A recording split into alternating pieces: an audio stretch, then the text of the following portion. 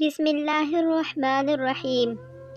محترم ناظرین، حضرت مریم علیہ السلام کے حمل کی کیفیت یوں ہے کہ حضرت مریم علیہ السلام اپنی خالہ یا بہن کے گھر غسل کرنے کے لیے گئیں۔ پھر پردہ لٹکانا چاہتی تھیں کہ حضرت جبریل علیہ السلام ایک خوبصورت نوجوان کی شکل میں ظاہر ہوئے۔ حضرت مریم علیہ السلام نے دیکھا کہ یہ نامحرم میری طرف متوجہ ہے، تو حضرت مریم علیہ السلام نے اس سے فرمایا، میں پناہ مانگتی ہوں تم سے ساتھ اللہ کے، اگر تو پرہیزگار ہے۔ حضرت جبریل علیہ السلام نے کہا، میں وہ شخص نہیں ہوں کہ جس سے تو ڈرے، میں اللہ کا فرشتہ ہوں، تجھ کو پاکیزہ لڑکا بخشنے آیا ہوں، جس کو قرآن پاک نے یوں بیان فرمایا ہے۔ ترجمہ: فرشتوں نے کہا، اے مریم، اللہ تعالیٰ تمہیں خوشخبری دیتے ہیں اپنی طرف سے ایک کلمے کی، اس کا نام مسیح عیسیٰ بن مریم ہوگا۔ وہ دنیا اور آخرت میں مرتبے والا ہوگا اور اللہ کے قریبی بندوں میں سے ہوگا۔ لوگوں سے باتیں کرے گا جب جھولے میں ہوگا اور جب پوری عمر کا ہوگا، اور وہ نیک بندوں میں سے ہوگا۔ حضرت مریم علیہ السلام نے جواب دیا، میرا بیٹا کیسے ہوگا کہ مجھے کسی بشر نے ہاتھ نہیں لگایا اور میں بدکار عورت بھی نہیں ہوں۔ حضرت جبریل علیہ السلام نے کہا، تیرا کہنا صحیح ہے، لیکن تیرے اللہ نے فرمایا ہے کہ میرے لیے بغیر باپ کے بیٹا دینا آسان ہے، جس کو قرآن پاک نے اس طرح بیان فرمایا ہے۔ ترجمہ: مریم نے کہا، اے میرے پیارے رب، میرے یہاں لڑکا کیسے ہوگا جبکہ کسی مرد نے مجھے ہاتھ تک نہیں لگایا ہے؟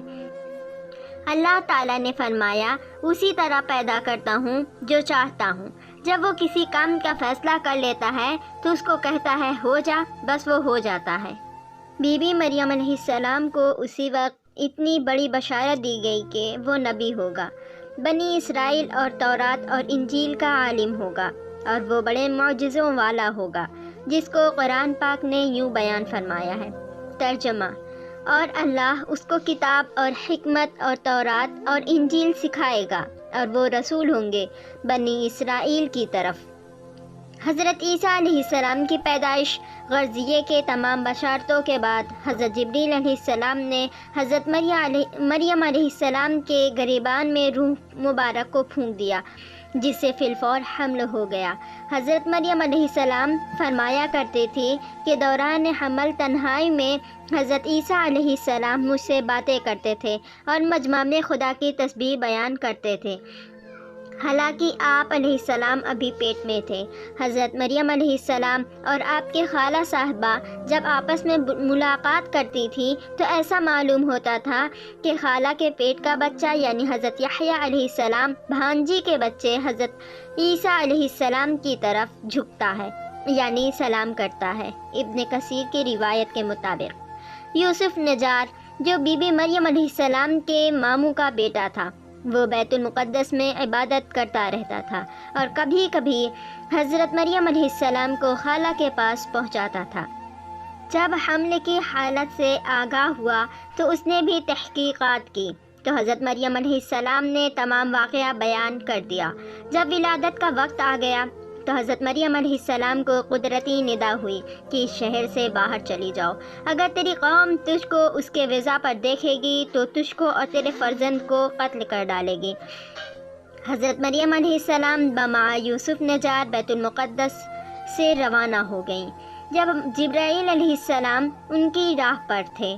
جب وہ فرسنگ راہ پتہ کی تو بیت المقدس میں پہنچے۔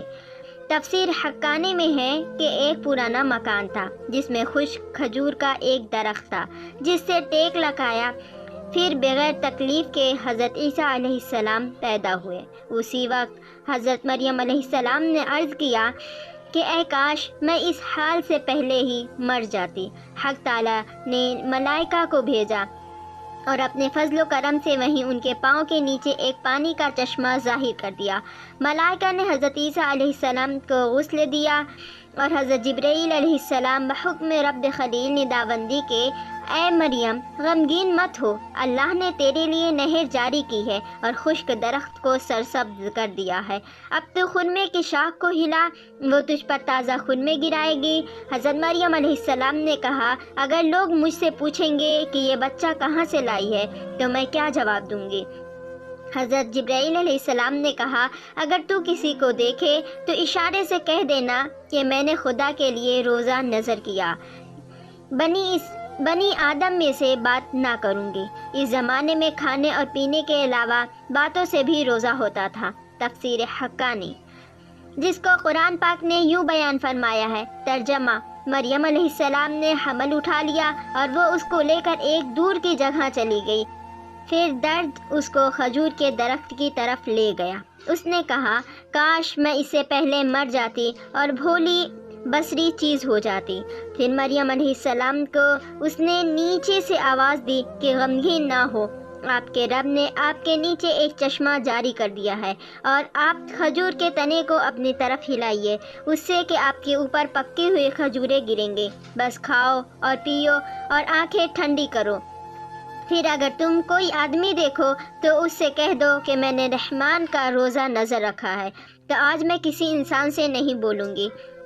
حضرت ابن عباس رضی اللہ تعالی عنہ فرماتے ہیں کہ حضرت مریم علیہ السلام فرشتے کی بشارت سے بے غم ہو گئیں اور نفاس کی مدت ختم ہونے تک 40 روز وہیں رہیں، پھر اپنے گھر واپس آئیں۔ ہر طرح کی بشارتیں بی بی مریم علیہ السلام کو فرشتے نے بتا دی تھی اور سوال کا جواب بھی بتا دیا تھا کہ تو بچے کی طرف اشارہ کر کے کہہ دینا کہ اس بچے سے پوچھ لو۔ بنی اسرائیل نے یہ صورتحال دیکھ کر بڑے غصے سے کہا یہ کیا برا کام تو نے کیا ہے اے ہارون کی بہن، یعنی تو ہارون علیہ السلام کی طرح عبادت کرتی تھی اور تیری ماں بھی بدکار نہ تھی۔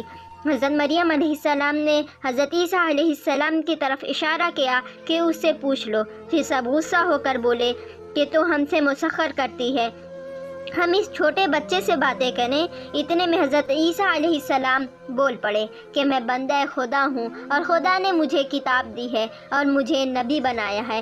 جب یہود نے یہ معجزہ دیکھا تو ان کی زبان بند ہو گئی، پھر اس کو گود میں لیے ہوئے اپنی قوم کے پاس آئیں۔ لوگوں نے کہا اے مریم تم نے تو بڑا طوفان کر ڈالا، اے ہارون کی بہن نہ تمہارا باپ کوئی برا آدمی تھا اور نہ تمہاری ماں بدکار تھی۔ پھر مریم علیہ السلام نے اس بچے کی طرف اشارہ کیا۔ لوگوں نے کہا کہ ہم اس سے کیسے بات کریں گے جو کہ گود میں بچہ ہے؟ بچہ بولا میں اللہ کا بندہ ہوں جس نے مجھے کتاب دی، مجھ کو نبی بنایا۔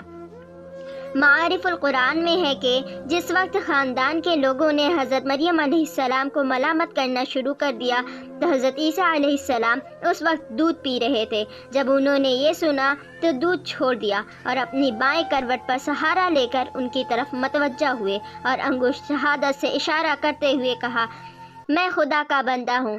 اس سے پہلے ہی لفظ میں حضرت عیسیٰ علیہ السلام نے اس غلط فہمی کو دور کر دیا کہ اگرچہ میری پیدائش ایک معجزانہ انداز سے ہوئی ہے مگر میں خدا کا بندہ ہوں تاکہ لوگ میری پرستش میں مبتلا نہ ہو جائیں۔ ان الفاظ میں حضرت عیسیٰ علیہ السلام نے اپنی شیر خواہگی کے زمانے میں اللہ کی طرف سے نبوت اور کتابت ملنے کی خبر دی۔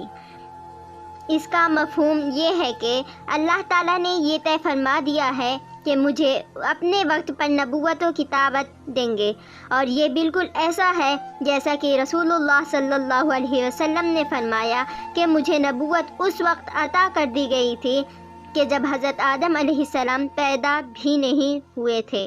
اس کا مطلب بھی ظاہر ہے کہ اس کے سوا کوئی نہیں کہ عطا نبوت کا وعدہ جو حضور صلی اللہ علیہ وسلم کے لیے قطعی یقینی تھا، یہاں بھی اسی یقین کو عطا نبوت کے لفظ ماضی سے تعبیر کر دیا گیا ہے۔ عطا نبوت کا اظہار کرنے سے ان لوگوں کی بدگمانی رفع کر دی گئی کہ میری والدہ پر بدکاری کا الزام لگانا سراسر غلط ہے، کیونکہ میرا نبی کا ہونا اور مجھے رسالت کا ملنا اس کی دلیل ہے کہ میری پیدائش میں کسی گناہ کا دخل نہیں ہو سکتا۔ اللہ تعالیٰ سے دعا ہے کہ اللہ تعالیٰ میرا سنانا آپ کا سننا اپنی بارگاہ میں قبول فرمائے۔